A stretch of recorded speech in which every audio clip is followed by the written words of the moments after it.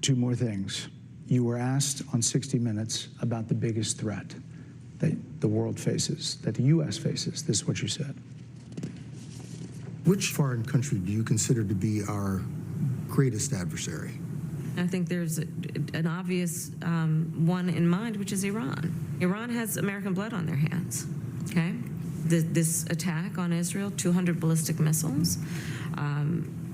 What we need to do to ensure that Iran never achieves the ability to be a nuclear power, that is one of my highest priorities. A number of experts thought you would say China. The FBI director had said that.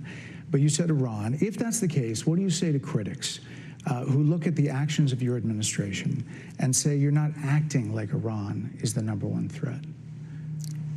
Well, I will tell you most recently, whether it was in April or in October, and then several hours on each occasion that Iran posed a threat to Israel, I was there.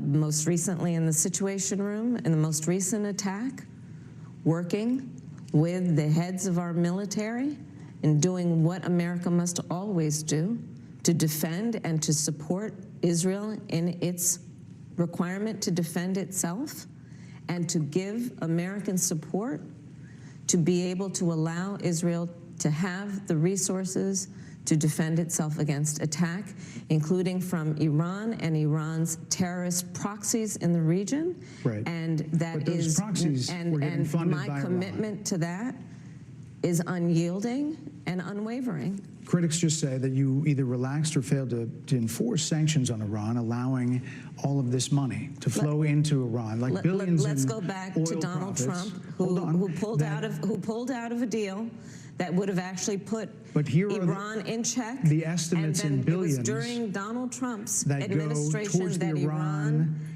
regime. that we had an American military base that was attacked, where American soldiers suffered traumatic brain injuries, and Donald Trump dismissed them as headaches, not to mention how Donald Trump has treated and talked about America's military and military service people, calling them suckers and losers, Hamas, has diminished and the significance. We're talking over each other. I apologize. Well, I would like that we would have a conversation. Wow, wow, wow, folks. I mean, there's just so much there to unpack in that 160-second soundbite. I mean, again, the word salad that is brought up there in terms of what happened with Iran and how she was in the room. I want to react to that and get to that, because I think there's just so much there to basically devour, so much stupidity, so much moronicity. I mean, she really is an imbecile. She really is politically, she's retarded. She really, truly is. We've got to use that word for her, folks. Politically, she is a retard in terms of policies. I mean, this is just... You would think that somebody would get better and better at this. I mean, it's getting worse and worse and worse. She went into the Lions Den. She got absolutely mauled. I mean, this was what I've said before. This is a train wreck on top of a shipwreck, on top of a car wreck, on top of a plane wreck, with a building implosion on top of it. She's just committing political suicide here, folks. This is unbelievable. Seriously, let's just go to this, all right, right now. Achieves the ability to be a nuclear power. Two more things. You were asked on 60 Minutes about the biggest threat that the world faces, that the U.S. faces. This is what you said. Which foreign country do you consider to be our greatest adversary? I think there's an obvious one in mind, which is Iran. Iran has American blood on their hands, okay? This attack on Israel, 200... The reason they have blood on their hands, The reason that they have blood on their hands, you idiot, is because you are the ones that freed up the money, the billions and billions and billions of dollars to give to Iran to allow them to continue to fund their proxy wars in which U.S. soldiers are put in harm's way and the country of Israel and other surrounding countries by using the proxies of Hezbollah and ISIS and Hamas and the Houthi rebels, and all these are being funded by the billions upon billions of dollars of money that we froze of Iranian assets.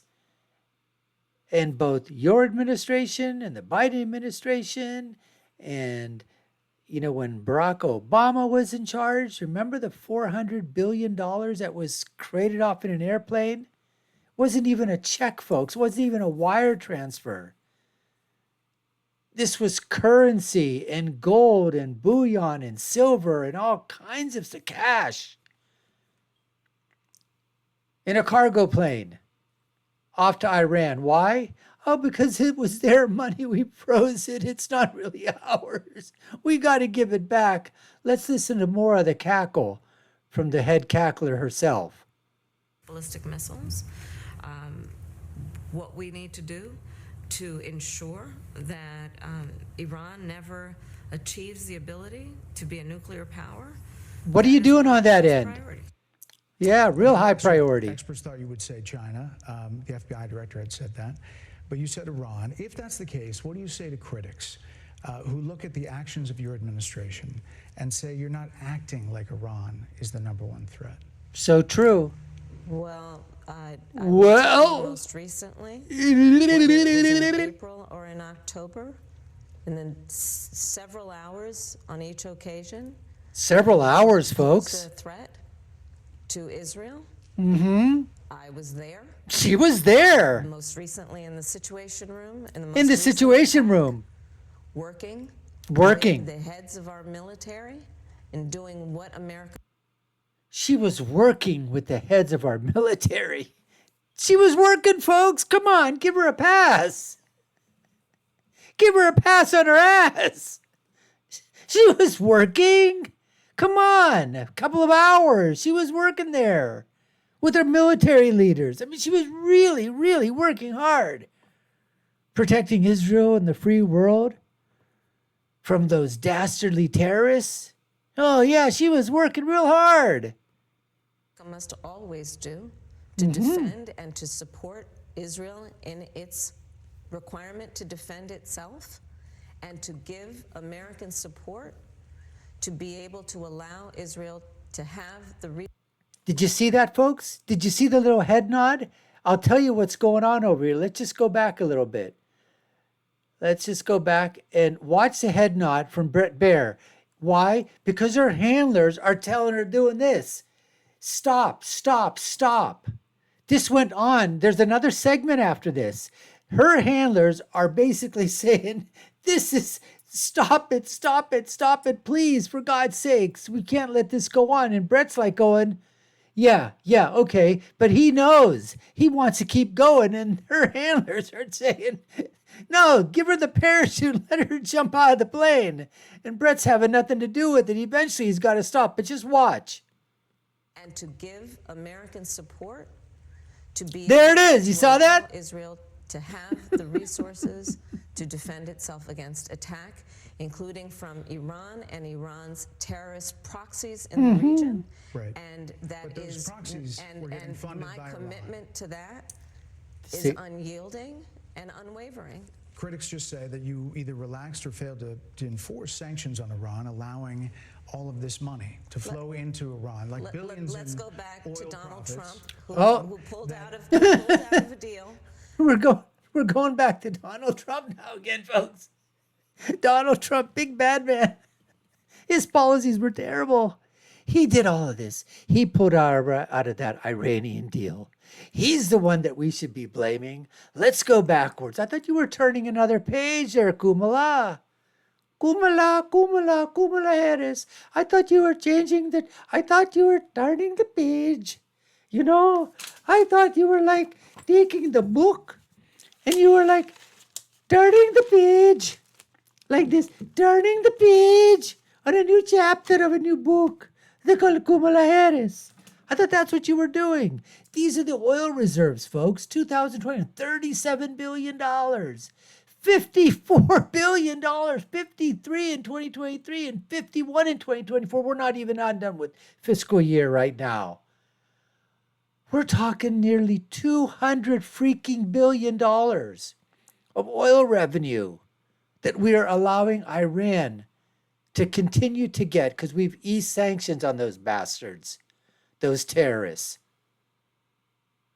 That would have actually put But here are Iran in check. the estimates and in then billions it was during Donald Trump's that go administration towards the that Iran regime. that we had an American military base that was attacked, where American soldiers suffered traumatic brain injuries, and Donald Trump dismissed them as headaches. Not to mention Madam how Vice Donald President, Trump has all of this money has treated that and has talked gone about in the America's past few military years, and military service people, critics calling say them that it goes to suckers and Hezbollah, losers. He's looking again. Did you see that? Did you catch that, folks? Over each other. I apologize. Did you catch that?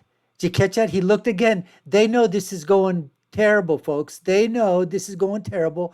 Watch him again. I believe I caught it. Watch him again. The handlers are basically trying to cut this off, and Bret's not cutting it off. No way, no how is he cutting this interview off. He's going to do this as long as he can, continue doing it. Watch again. Critics say that it goes to Suckers and Hezbollah. losers. There it is. You told me to look again. And The Houthis. We're significance. talking over each other. I apologize. But you're not- wish And I- thought we would have a conversation. Policies, and Yes. that's why we I invited. invite. I hope you got to say what you wanted to say about Donald Trump. There are a lot of things There's that more to say. I have there, much there more to are say, a lot of actually. things that people want to learn about you and your policies, and Yes. that's why we I invited invite you here. everyone to go to KamalaHarris.com, and you will see that I have 80 pages of policies that are quite comprehensive. 80 pages of policies, folks. 80 pages of policies, quite comprehensive. She didn't write a single one. Why? Because I already told you she's politically retarded. She didn't write those policies. You really think people are going to go to Kamala.com and see my 80 pages of policies? But Bret Baier asked her and says, I'm going to give you the time to talk about yourself. No. I want to talk about Trump. Orange man bad. And should be accessible to anyone who would like to read them. And it includes what I intend to do about affordable housing, what I intend to do about small businesses, what I do And that's why intend we to do to invited you strengthen here our economy, to see where you were in 2019 and where you are support now. America's military and ensure we have the most lethal and best. And that's what she has to do. We got to have the best military power because she's a female. She's got to show strength, right? So how do you do that? We got to have the best military power, the most powerful army in the world. Navy, Air Force, Marine Corps, everything. We got to give them everything we can do. We're going to be the best. That's what she's talking about. In the meantime, her handlers are out there. They're saying, cut. We've been saying this for the last 10 minutes. They've been asking Bret Baier for the last 10 minutes to cut it down, and Bret's not doing it. But finally, I guess he just had to. They just were, I don't know what they were going to do, come in and pull her out of there or whatever. But watch as Bret's just saying, they're telling me to do a hard rap. Fighting force in the world. Madam Vice President, And they're I- giving me a I- hard round. I thank you for the time. I thank you for the time. It's good to meet you. Thank you very much. Thank you. She hated this, folks. She hated this. From the very minute she sat down there, you saw the contention that was there. Instead of taking in the moment, instead of just, taking that deep breath, and that very first question that was asked, can you give me a number of the illegal aliens? Why not just answer that with a number and say, you know what, Bret? There's been some differences on the number. Some say 6 million, some say 10, some maybe a little bit higher. We can agree that that number is way too high. And yes, we did feel that there might have been a change in policy. But when we realized that policy was not working, we decided that we had to do something different. And so, yes, I guess there were some missteps that were made. I've learned from that. We have started to slow down the illegal migration. And I continue to tell you, and I continue to say that I will do even more once I'm elected and I can enact my policies, which are too. But she can't do that because her base wants illegal immigration. They want illegal aliens. They want that money flow to come to the NGOs. They want to keep putting illegal, immigrants into cities and townships and municipalities that are too small to fight the government. Like Springfield, Ohio, 40,000 people. But let's just drop 20,000 Haitians right in the middle of them and just dump them there and leave them to their own accord. She can't come out and say these things because that's her policy as well. She wants to give sex change operations to transgenders that are incarcerated. That's okay with her. She doesn't mind if men who now say that they're women want to be locked up with female prisoners so they're continuing to rape them. She doesn't give a shit. What does she care about that? She doesn't care about giving illegal aliens free food, free cigarettes, free telephones, free rent, free mortgages, free homes, free education, free healthcare, free everything. Because that's what she wants, another permanent underclass to supplant the black plantation. The blacks that are living on the Democratic plantation. That's what she wants. That's her policies. So she can't be pinned down on those. But she goes back to basically saying, what? Oh, we're going to turn the page. It's going to be something different. What's going to be different? And then she goes into, but Donald Trump, 10 years ago, he's running, for 10 years, he's been running for president. He was only president for 4 years. That's why I'm saying politically, just completely nothing up here. At least Joe Biden has got a diagnosis of a mental decline, mental incapacitation, probably Parkinson's. The diagnosis I would give to her politically, an imbecile, retarded, pretty simple diagnosis. It really is, politically speaking. It's a very simple diagnosis. And I can make one because I'm the doctor of democracy. Anyways, folks, thanks for watching. You've been watching the Dr. Nasser Sheikh Show. I'm your host. My name is Dr. Nasser. If you haven't done so already, like, share, and follow our videos. Y'all know what to do. Share below your comments. Love to hear from you. Let us know what you think. Take a look at our video links above and below. My final thought is always, when you're right, and when you're left, you're wrong. Until next time, folks, take care and stay safe.